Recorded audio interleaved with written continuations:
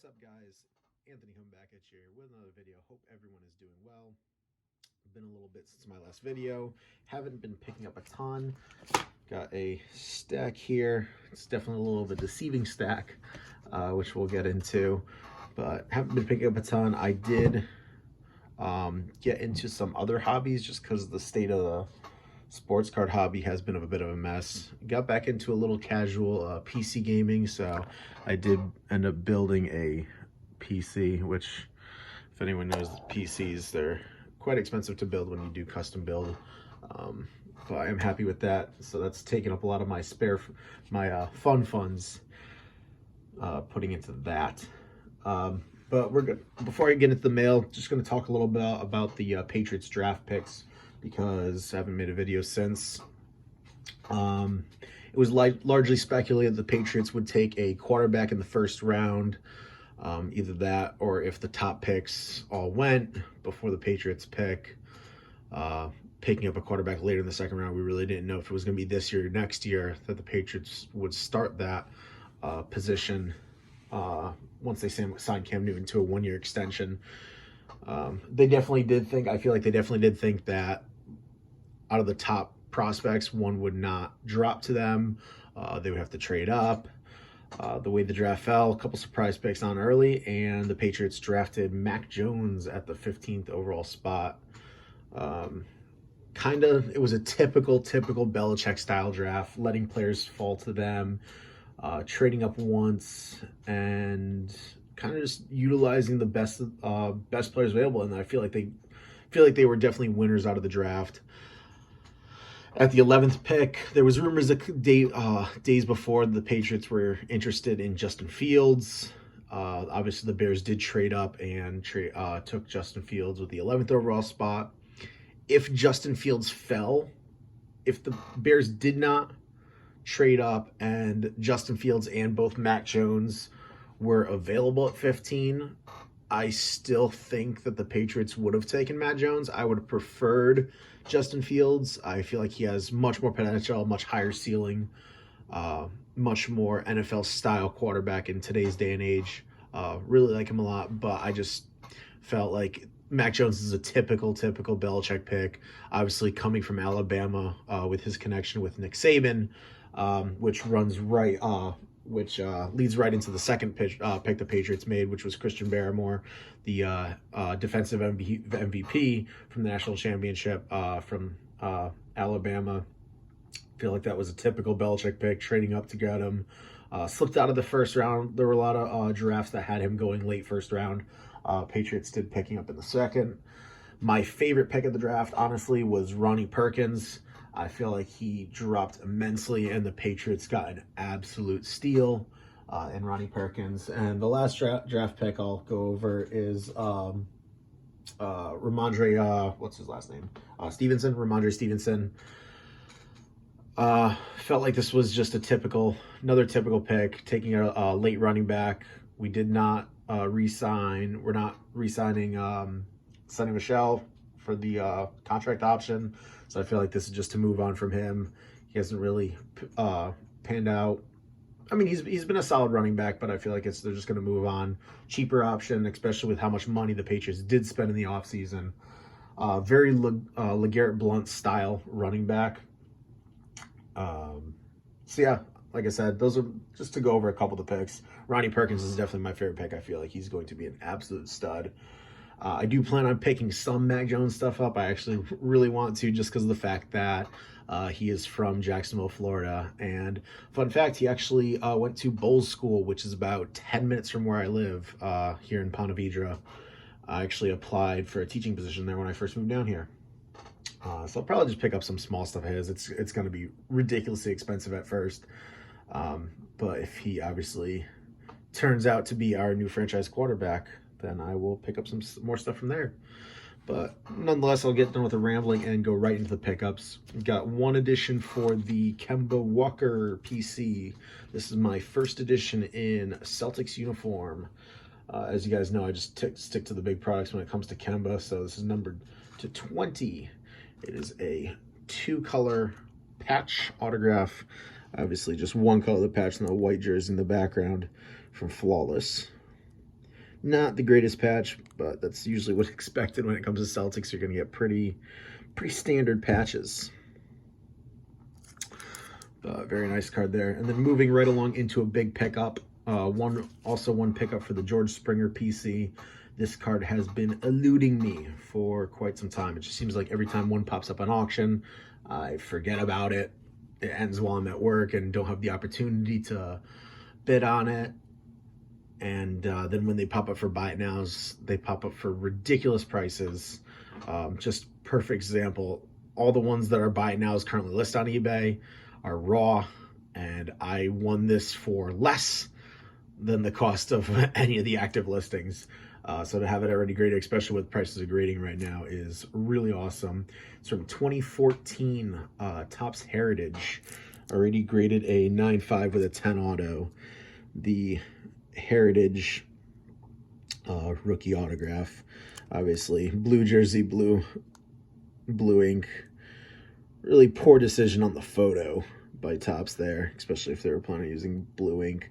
The red ink doesn't look much more visible either, and obviously that wouldn't be stupid expensive. The reds were out of 83, but that is a milestone card that I've been wanting to get for the Springer collection for a while. So super excited to add that one. And then lastly is all Marco Royce. The first cards in the Marco Royce are actually a care package from a fellow soccer collector over on Blowout Forums. We do trades back and forth, and he is actually getting out of the hobby. A lot of people are right now, but he hit me up. He's like, hey, remind me your address. I had a bunch of stuff set aside for you for when we did another trade, and I just want to send it your way. So really appreciate all these additions.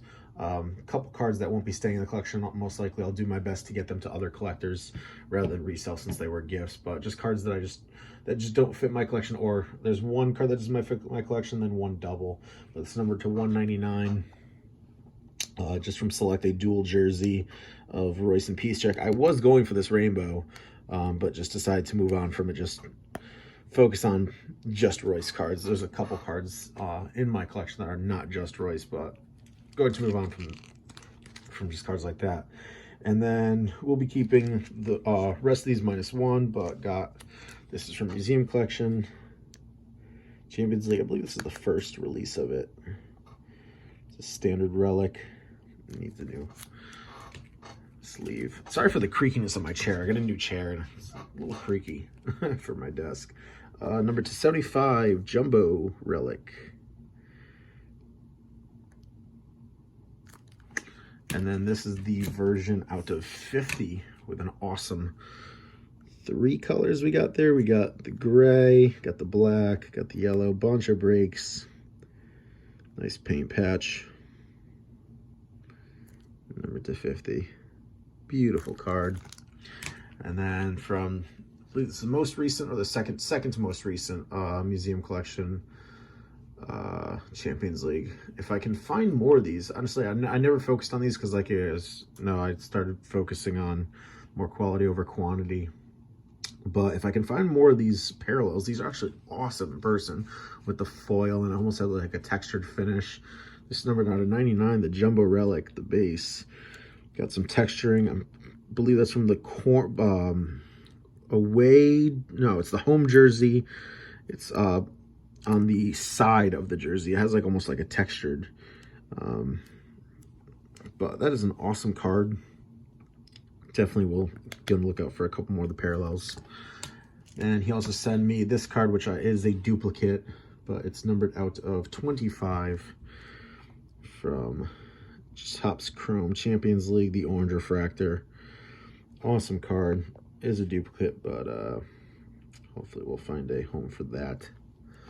And then the last card he sent me, absolutely awesome card. Didn't have it.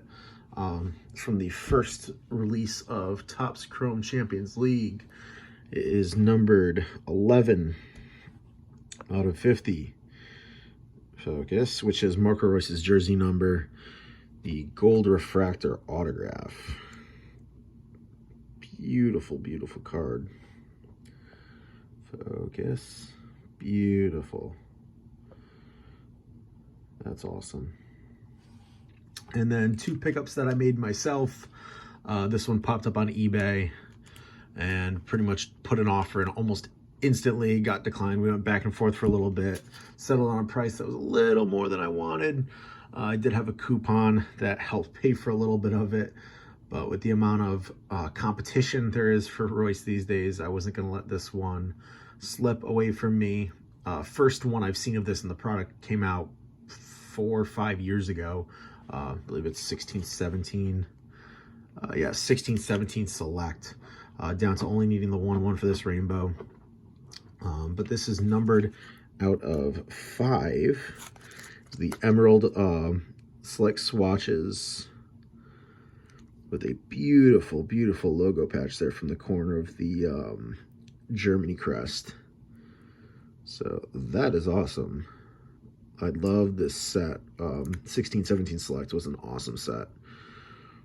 So I have like pretty much the entire rainbow for this minus the 1/1, the field level minus the 1/1. The base, I think I'm still missing the gold to 10 and green to 5. The die cut, I'm still missing the gold to 10 and green to 5, but still slowly but surely looking for those. But absolutely love this one. And lastly, once again, another big hitter. Say it over and say it again. I love when I love the fact that I'm well known on Blowout as well as the Facebook groups. A lot of people know me that I'm a big Mark Royce collector, and when stuff is hit by non-PC guys, I'm made aware of it very quickly. Either that or I find them very quickly. This was pulled on Blowout.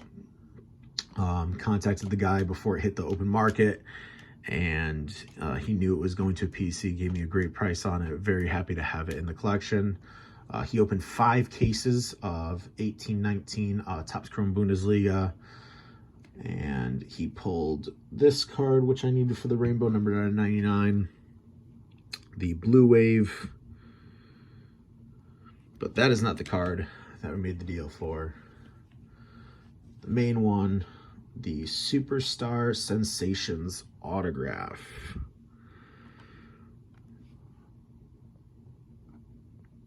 I don't know if it's going to pick it up on camera, but that card is awesome in person. It's got those gold swivels because it is the Superfractor 1/1. Boom. I feel like I've been getting more and more Royce 1/1s lately, and that is awesome. A couple of dust in the top loader. I need to get some more magnetics, but super, super, super nice card. So that is it for my pickups. Watching a big Kemba right now, which is on auction, that I hope I can snag. Listed a couple things up that no longer fit my collection. I can start listing up a lot of stuff, especially with the whole tax changes, and now we have to claim for our 1099 forms. Want to start, I have so much inventory and so much non-PC stuff, literally at least 2 shoeboxes worth of just autos, relics, serial numbered, rookies, just tons and tons of stuff that I have to sell, hopefully to not pay a shit ton of taxes on, and then obviously also be going to shows still, but setting up at shows, but certain cards just don't sell at shows, and soccer stuff around here isn't the highest, and I have tons of soccer. But nonetheless, I'll quit rambling. Hope everybody enjoys the rest of their Sunday. I do have to head into work soon. That is all for today. Thanks for watching.